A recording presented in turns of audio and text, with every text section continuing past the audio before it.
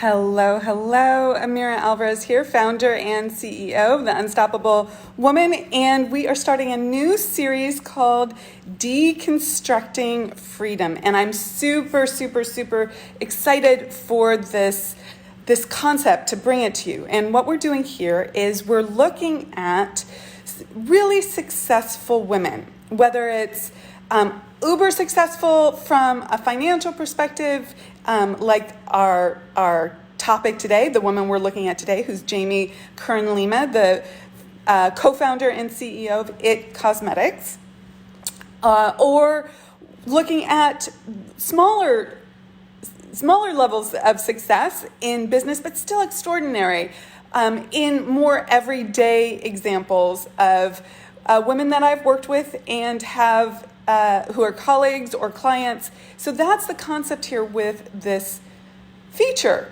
We're going to look at what it takes to get to financial freedom, mental freedom, and emotional freedom. Like, what are all the components? What went on behind the scenes that got people from where they started to where they want to be? So let's talk about Jamie Kern Lima, where she started and where she ended up. So her big story, her trajectory is one of really, it emphasizes both faith and persistence. And I want to go into both of those in a lot more detail as we break this down. So she will, let's see, where do I want to start with her? She started a cosmetic line, and the short story, and we'll go back a little bit further, and we'll go much further in advance as well. But I want to tell you that there was a point in her life, in her business, where she was in it with her husband. They had quit both of their jobs. They had invested all their money into hiring experts and really getting this technology for this new line of cosmetics that they were putting out for women done, and they had $1,000 left in their bank account, and it was both their business bank account and their personal bank account together. That was all they had left. And she was at that point, and now she sold her business to L'Oreal. She's still the CEO, which is great. She was the first CEO in the cosmetic world, in the beauty world, which I find fascinating given that it's an industry that serves women. But she sold the business to L'Oreal, and it's since doubled since she sold it, for $1.2 billion.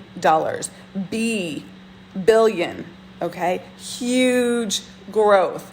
And she and her husband personally took out $410 million, and their net worth now is $440 million. She made the list of the most successful self-made women given by Forbes in 2019. She's a huge success story, but you have to remember it started in her apartment, in her house, with less than $1,000. Okay, so let's talk about this. How do you do that? How do you keep going? And she also talks about how she had to persevere in the face of so many no's. And I want to just, one of the big, I researched her on a lot of different platforms for this conversation that we're having here, this Deconstructing Freedom discussion. But one of the best places that I found her interviewed was on a show that I follow on YouTube called Women of Impact, and the host there is Lisa Bilou. And if you get a chance to go take a look at her interview with Jamie Kern Lima, I would highly recommend it. It's such a beautiful story. But I want to start, and I'm going to play a few of these clips in here and speak to what she's sharing, because they're super important. So the first one is this. It's talking about her early days of working at Denny's, and we're We're going to go back to her early days because I want to show you that that has informed how she looks at business. Okay, so listen up here. Denny's. Fired at Denny's, yeah. So, I was paying my way through school, and I was working as a waitress at Denny's, and it was a challenging Denny's. And so what I mean by that is they had problems getting pancakes out, and people would get so frustrated. So it would take an hour sometimes to get your meal. So I would talk and try to learn the customer stories. Yeah, I would, anything you didn't have to ring up, like the ice cream, I would offer ice cream, whatever. Anyways, I got fired for talking too much. Really? Yeah. Okay, so she goes on to say, I just pulled this mic down on because we're going to try and use this for other things. Hopefully you can hear me better now. So what she goes on to say is that she got fired for talking too much because she was trying to be a problem solver in that moment. She was looking at the challenges that this particular Denny's was having and how they couldn't operationally meet the needs of their customers. So she was trying to run interference, and she realized that in hindsight, that was a sign of being a great entrepreneur, like problem solving in the moment. And she took all of that to her future work. That was like an innate quality in her. So if that's you, if you're someone who's always looking at a situation and going, wow, we could do it better like this, or this really needs to be solved, or what about this?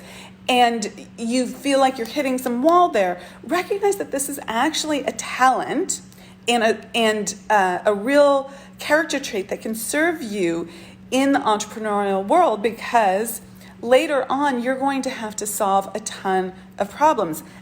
I've got hair in my mouth. Sorry, little side note there. When you're in business for yourself, regardless of what business, it's going to be a challenge. It's going to be hard work. There are always going to be things coming your way. And you need to have the mental aptitude to really go into problem solving. So if that's you, how can you leverage it in your business? And how can you also forgive the people who maybe didn't recognize that, or were short-sighted, or felt like it was in competition with them? Letting go of the past is so important, and reframing it as something valuable to you and your current state is really important. Okay. So another thing that I want to point out about her story was she grew up with hard work. Okay. She put herself through college. She was working 4 jobs. She was always committed to hard work. Later in her interviews, she talks about being raised by parents who also demonstrated a lot of hard work. So this is a key component in really leveraging yourself and your dreams, your capacities, everything you're going for. You need to have that work ethic, and there's no way around that. If you're not showing up for yourself and for your business, it's not going to happen. Now, there's hard work for the sake of hard work, spinning out, overwhelm, not working on the right things. And there's hard work when it's mapped with following your gut, understanding what you're here to do, and pursuing a very strong, clear vision. And she talks about that a lot. She underscores it, but then there's also places where she just takes action in a slightly different way. And I call that following the breadcrumbs. So let me give you an example of this. After graduating, she went to Columbia Business School, smarty pants. And after she graduated, she could either get a high-paying job, and the average salary was roughly, she says, $126K, or she could follow her desire, which was to do journalism and be a TV anchor woman. And she did that, and she worked in a very small market, and she worked herself up the ladder, and it was for $23,500 annually. Look at that gap. She had to, but she knew she wanted to be someone who served in that way. It was very important. She thought that that was her mission in life, actually. And while she was on camera, the producers would say her face looked terrible and that she was breaking up, and they were talking in her ear while she was communicating, and they were giving her hell around how she looked. And the challenge that she had was that she had rosacea. She had a skin issue that made her skin very red and bumpy, and nothing she could do would work. And she was quite devastated about this, but she also had perseverance, and she had creative thought. And she said to herself, if this is a problem for me, it's got to be a problem for so many other women. And she started to do research about it, okay? She started to really look into it. And it turns out that 70% of women struggle with hyperpigmentation, different pigmentation issues, whether it's from acne or, sun damage or rosacea. People have these issues. We're not all perfect, okay? So this act of going for what she wanted, she really wanted to be a journalist, an anchor woman, and following that led her to a giant problem. But then she saw it as an opportunity. Instead of quitting there and saying, licking her wounds and saying, poor me, everyone's against me, I have this problem, I'm doomed, I'm a victim, she thought, how can I solve this problem? If it's a problem for me, it's a problem for a lot of other women.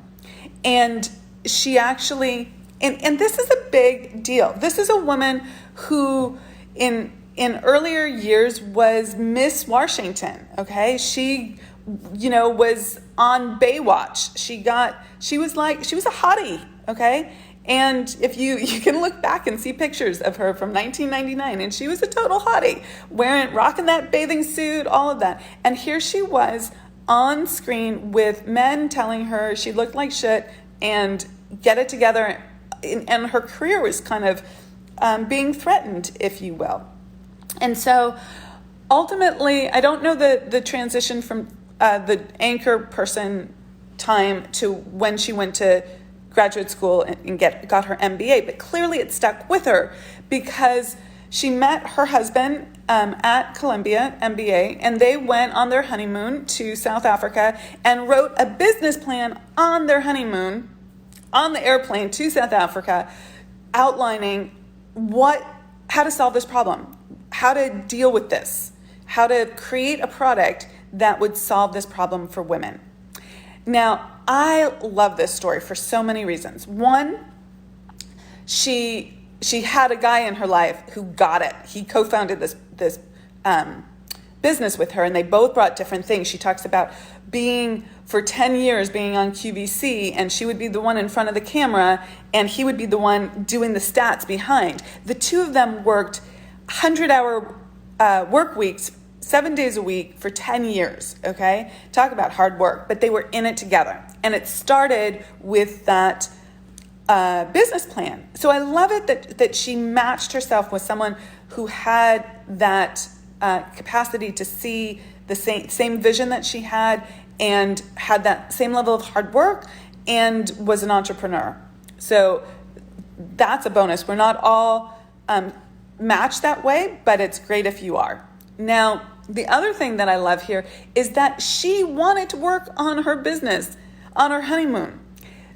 She talks about it as like the least romantic thing she could do, but actually she's doing exactly what she wants, and she's committed to that. You have to stop putting society's vision of what's appropriate, what's right, what's acceptable first. You have to put what you want first. Now, I'm not advocating go, blow people up or something. Like, that's not what I'm talking about when I'm saying, counter society's conceptions of what's right. But there are these little ways, sometimes not so little, that we are trained to think about life. But what if, people are always saying to me, you work too hard, okay? Take a break, find balance. And let me just tell you, I think balance is a myth, for one. I think it's a big, fat lie.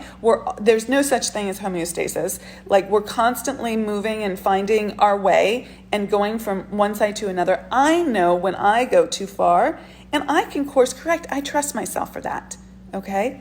But the idea of saying that there's a one size fits all for everyone, and the way I want to work is not appropriate. I give it a big F you, okay? I love what I do. I want to put my time and energy into it. That's energizing for me. That's balance. What is it for you?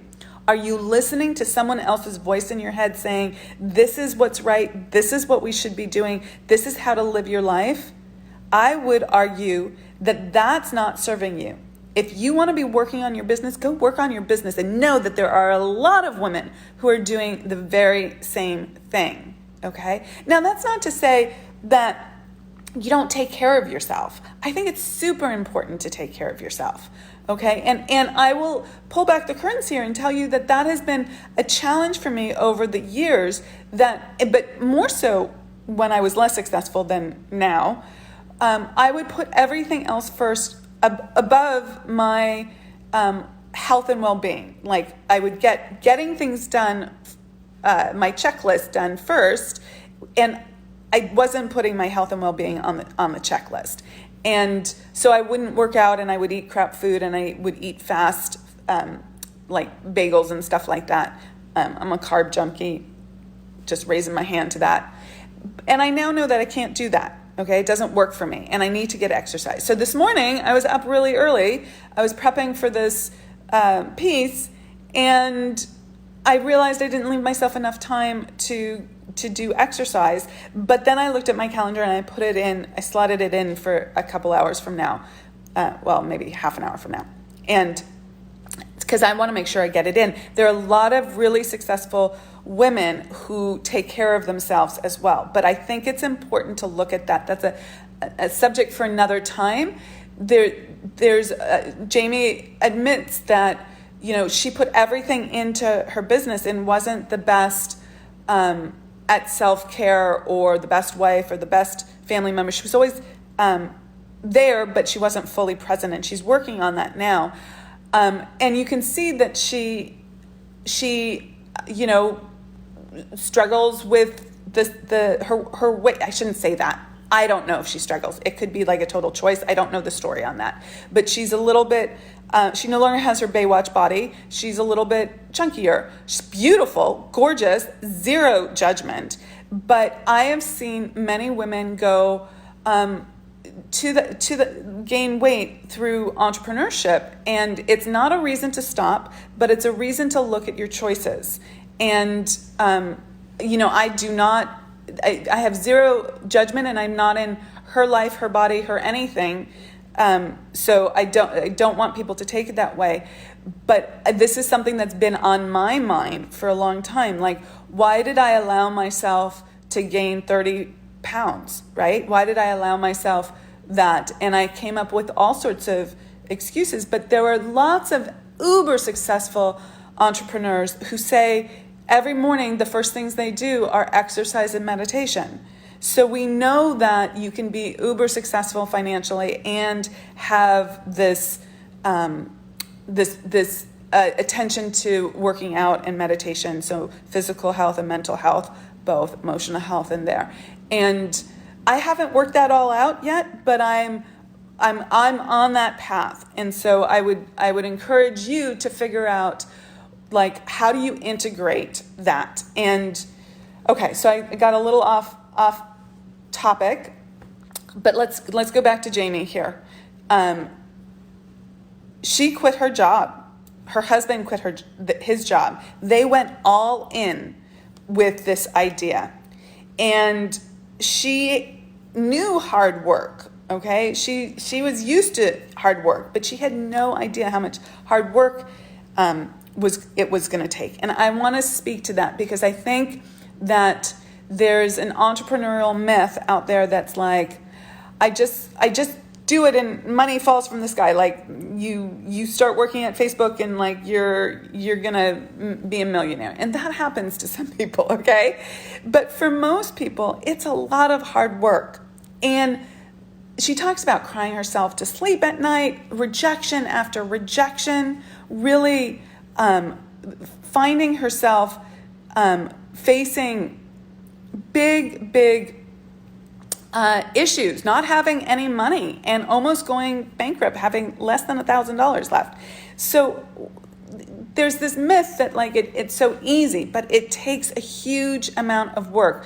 My stance on that is that the effort itself can be invigorating, energizing, and thrilling if you have a big enough desire. If your thing that's calling you forward, you love so much, it will feel energizing doing it. Now, you're going to get hit by rejection. You're going to get hit by problems. You're going to get hit by all sorts of curveballs.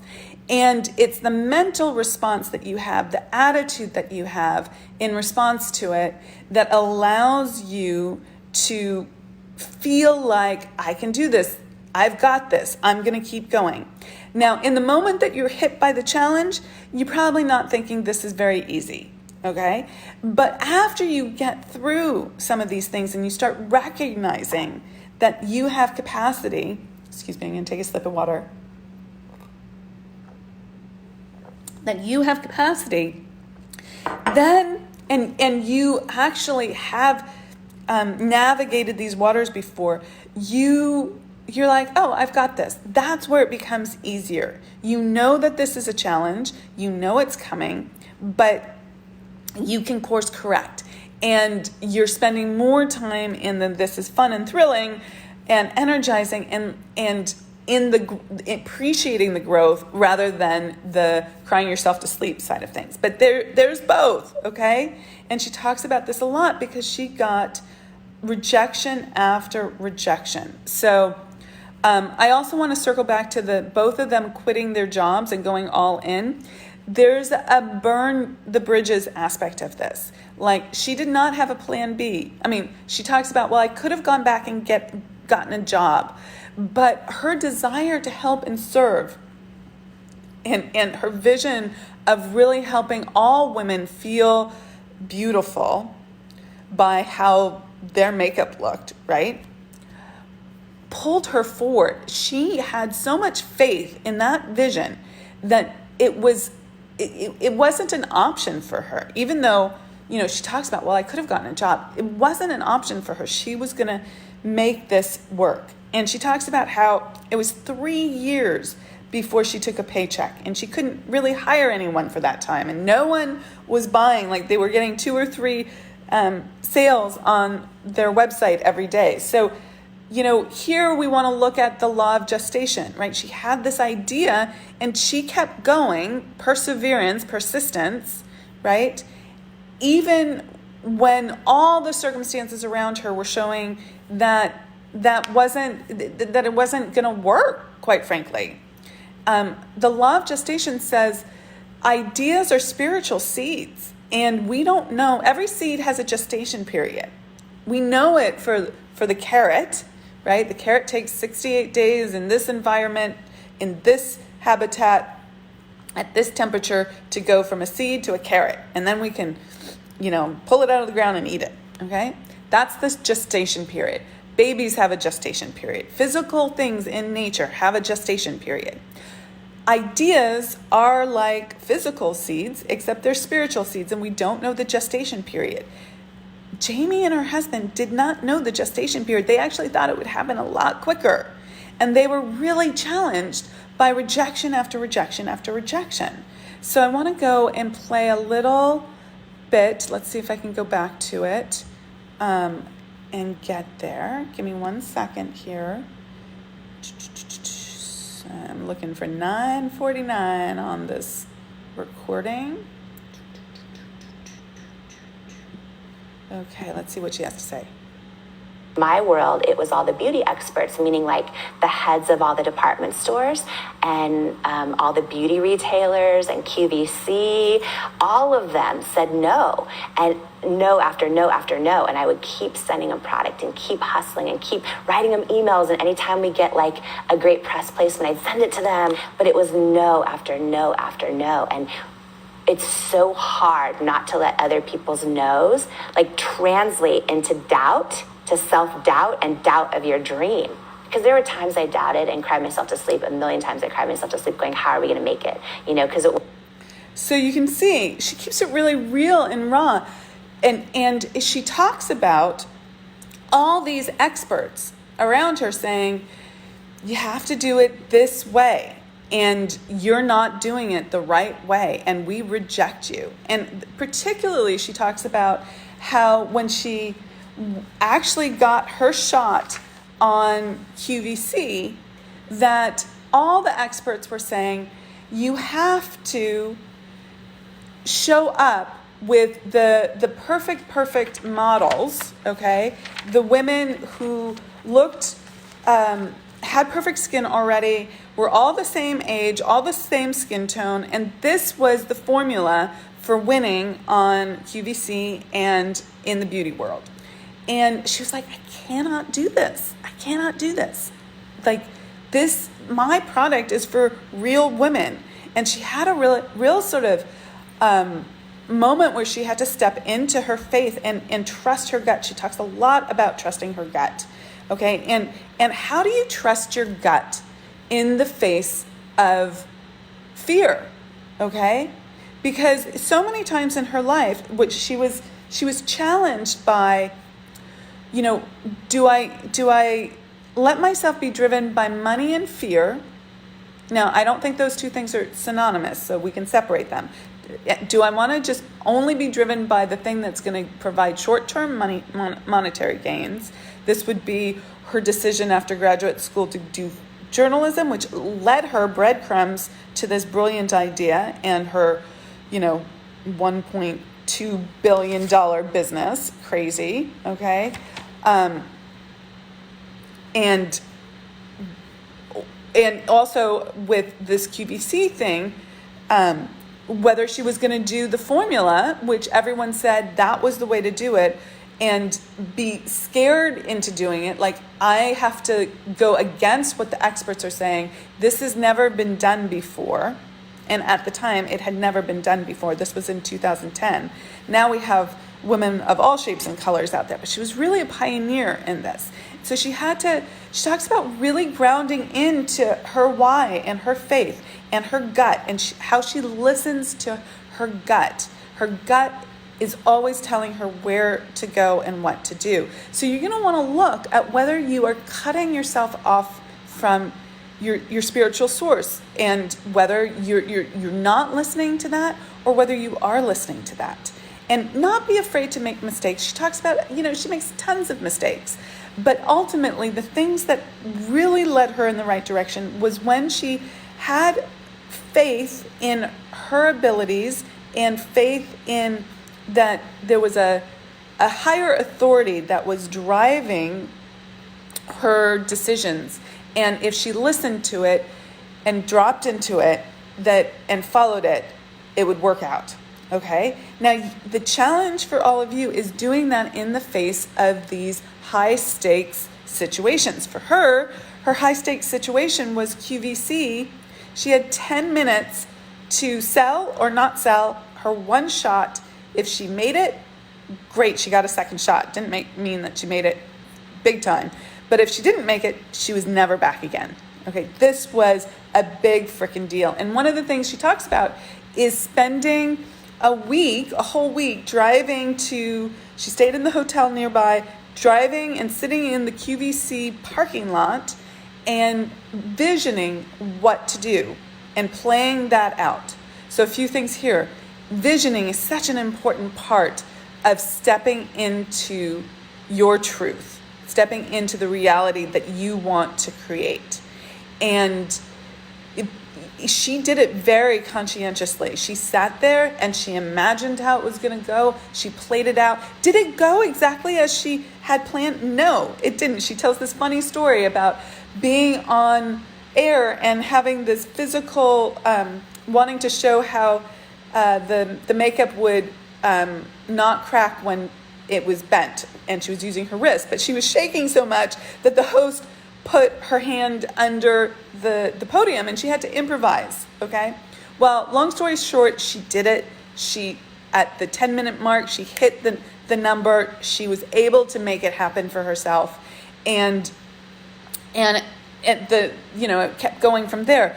But she used her own skin, real woman, wiped it off, showed what was going on, the rosacea on her face, and let women know that there was possibility for them, okay? And really, it was a big deal and a big shift in the beauty industry. And she talks about how L'Oreal probably wouldn't have bought her brand, which is now doubled, right? It's worth even more now. Bought her brand if she didn't have that distinguishing lane that she was in, because there's so many other brands out there.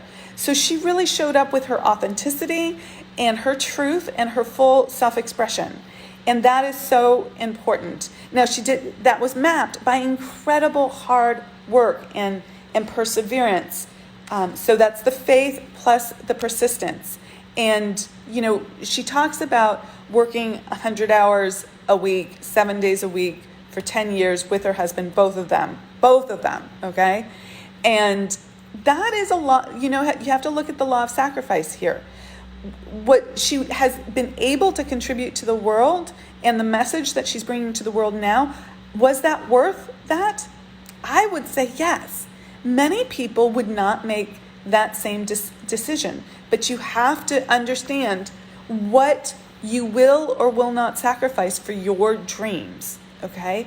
And recognize that there will be sacrifices. You need to understand that certain things will need to be sacrificed. What needs to be sacrificed? That's always part of the discernment and the nuance, okay?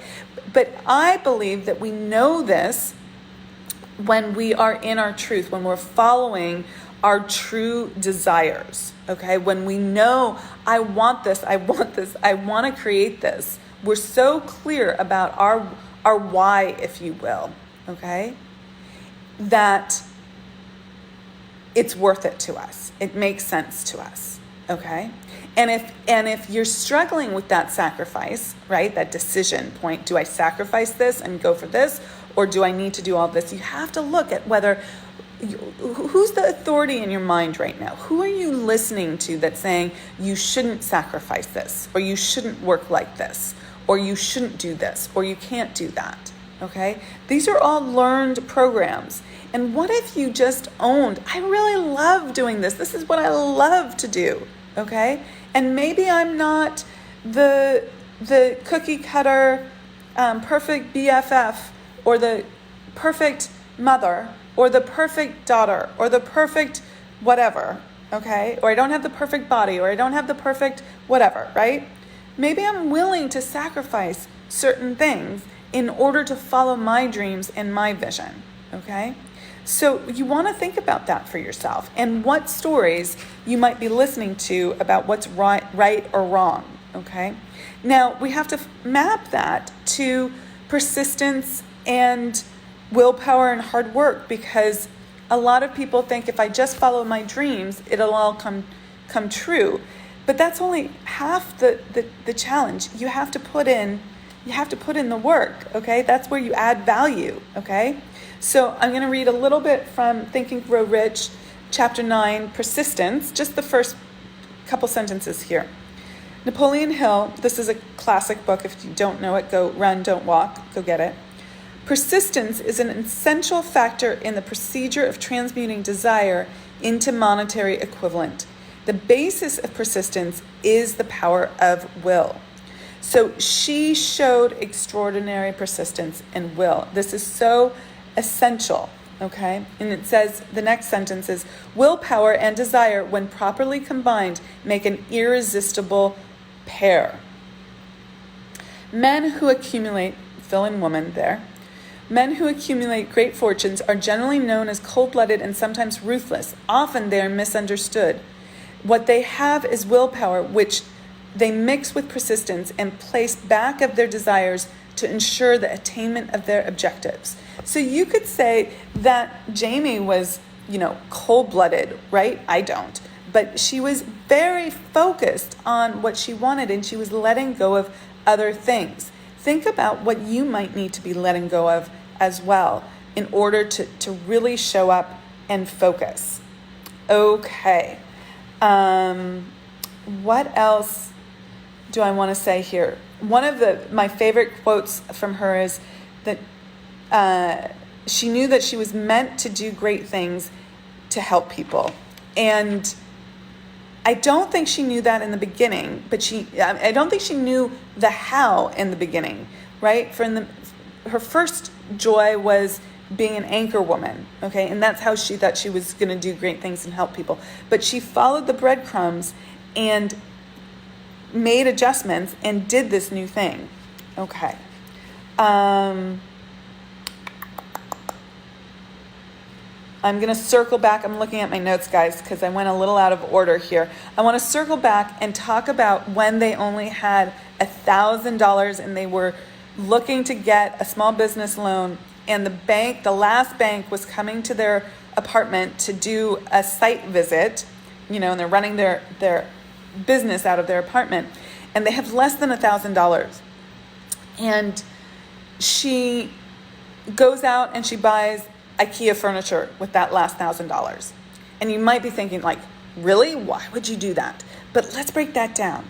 We have to deconstruct what she did here, okay? Because it was really important. She knew that they were going to come looking and seeing if even though they didn't have a track record of success, whether they could be a success. And she needed to impress upon the bank that they could do it. So she needed it. This is a concept that I use from Wallace Wattles, The Science of Getting Rich. He talks about the impression of increase in chapter 14. And he says, you have to impress on other people that you can increase life, give more life. And that's what they were doing when they were buying that furniture. Okay? They were showing to the world, to this banker, we've got it together. We can do this. We are professionals. We're committed. And they got the loan, which is freaking awesome. Okay? Also, second piece to this, they spent money on faith. Everything around them, all the circumstances would have been saying, don't do it. You don't have enough money. Save your money. Don't spend it now. You need to keep it, for an emergency, right? And they went all in and they spent it on faith, okay? That year, very soon after, they got the first QVC gig. So I wanted to make sure that you got that little nugget. I thought that was a really important piece to her puzzle, that you cannot live in fear.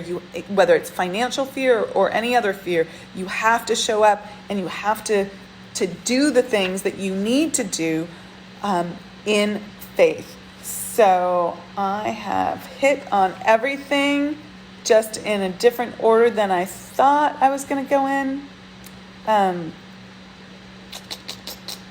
Ultimately, I want to end with two things. One, she believed, okay? She believed she could do it. She had faith in herself and faith in the messages that she was getting from God, Spirit, Source, the universe, infinite intelligence. She kept that belief no matter what. And in the face of huge rejections from experts, rejections from people who were saying no one's going to buy from a woman who looks like you, someone actually said that to her. And through that all, she kept believing and she kept having faith. So important. Okay, so keep believing. Believe. but map that with action, okay? It's not one without the other, okay? The other thing that I want to end with is give more, okay? Give more than you get. She showed up on QVC giving more than just her amazing, I'm going to do a little product placement, her amazing products. I use her products. Not the only products I use, but I love her products, okay? She was not just giving information about skin cosmetics. She was inspiring women, giving them hope, adding to their life, showing them that they too were beautiful, that they too were valued, right? She always gives more than what she was receiving, than the cash value of what she brought in. So think about that for your own business. How can you give more than just the cash value that you're receiving? Okay, with that, we're a wrap. I hope you go seek out more information about Jamie Kern Lima of IT Cosmetics. It stands for Innovative Technology. And I hope you enjoyed this Deconstructing Freedom story. We will be doing more of these in the coming weeks. And please share with your friends. We would love to get this message out to lots and lots of people about what it actually takes to get to massive levels of success. That it's not always easy, but there are some key fundamental pieces to listen for and replicate in your own life. And the two that I really want you to know here is faith and persistence, and give more than you are receiving. Okay, rock it out, be unstoppable. Have an awesome day. Take care. Bye.